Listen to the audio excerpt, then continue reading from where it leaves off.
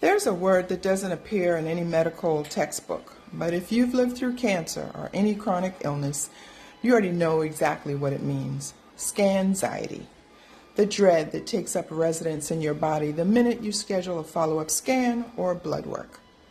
The inability to be fully present because some part of you is already in the waiting room, bracing for a result. Scanxiety is not weakness.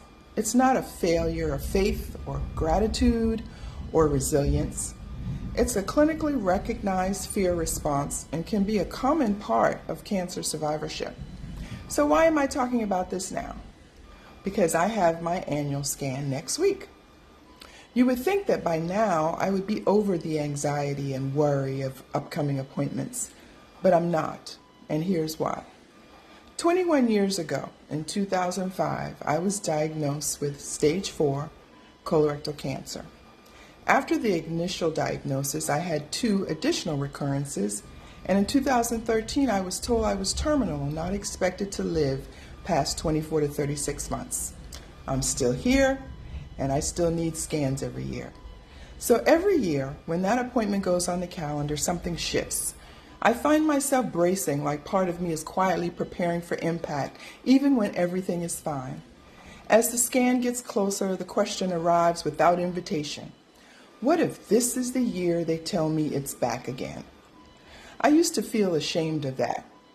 After 21 years and everything I've survived, you would think I would be past it. But survivorship doesn't work on that timeline. The fear is not evidence that I lack faith or gratitude.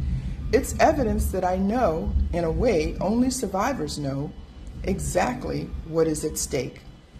What has changed over 21 years is not the presence of the fear, it's my relationship with it.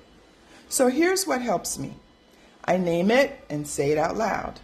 I am experiencing scanxiety. This is a normal fear response. It doesn't mean something is wrong. Naming it begins to move you from reacting to processing. Bring yourself back to now. Scanxiety lives in the future, in results that don't exist yet. So I take deep breaths and focus on things I enjoy, working with my crafts, reading, or watching a favorite show, or working on a project, like I am right now. For those who hold a faith, I want to say this directly. Fear and faith can coexist. Crying out that you're afraid honestly before God is not a contradiction of trust. The Bible is full of people who were terrified and faithful at the same time. Your scanxiety isn't evidence of weak faith, it's evidence of a full and honest humanity. Next week, I'll go for my annual follow-up scan. I'll do the prep, lie still in that machine, and wait for the results. And between now and then, the hum will be there. I'll name it, and I'll breathe through it. I'll feel a little anxiety while still holding on to my faith, because that is what survivorship feels like. If you're in that scan window right now, I want you to know we've navigated this before, and we'll navigate it again. I'm right there with you. If this resonated with you, please share it with someone in the colorectal cancer community or anyone dealing with a chronic illness who might need to hear it. Leave a comment. I'd love to know how you manage scanxiety. What helps? What doesn't? This community learns from each other.